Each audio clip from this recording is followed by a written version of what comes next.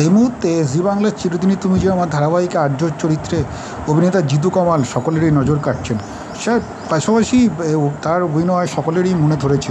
তারা দিদিপ্রিয়া জুটিকে অনেকে এক ধাপ এগিয়ে বড় পর্দাতেও চাইছেন। আর সামাজিক মাধ্যমেও বেশ ব্যস্তই থাকেন অভিনেতা জিতু। বিভিন্ন সময় জীবনে নানান মুহূর্ত তিনি তুলে ধরেন। প্রসঙ্গত উল্লেখ্য, তিনি বিয়ে করেছিলেন বেশ বেশ কিছু বছর আগে অভিনেত্রী নবনীতা দাস। তাদেরও বিচ্ছেদও বেশ অনেক দিন হয়ে গিয়েছে। তবে মাঝে মধ্যেই ব্যক্তিগত জীবন নিয়ে বিভিন্ন ইঙ্গিতবাহী পোস্ট করেন। মূলত সামাজিক মাধ্যমে চোখ রাখলে সেই ইঙ্গিতপূর্ণ পোস্টগুলো দেখা যায়। সম্প্রতি এরকমই একটি পোস্ট করলেন, মূলত যেখানে অভিনেতা জিতু লেখেন, ভুল মানুষকে ভালোবাসার ফল কখনো সুখ দেয় না। শুরুতে মনে হয় এটাই বুঝি ঠিক, কিন্তু সময় যত যায় ততই বোঝা যায় নিজের মনটাই ভুল বুঝেছিল। তারা দায়িত্ব নিতে জানে না, শুধু দায়িত্ব দিয়ে যায়।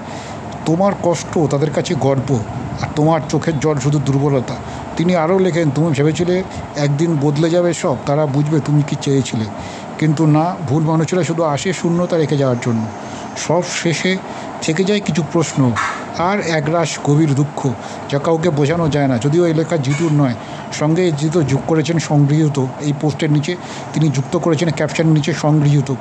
সবাই মনে করছেন আসলে ভুল মানুষ বলতে এটি তিনিও কার্যত নবনীতাকেই ইঙ্গিত করেছেন।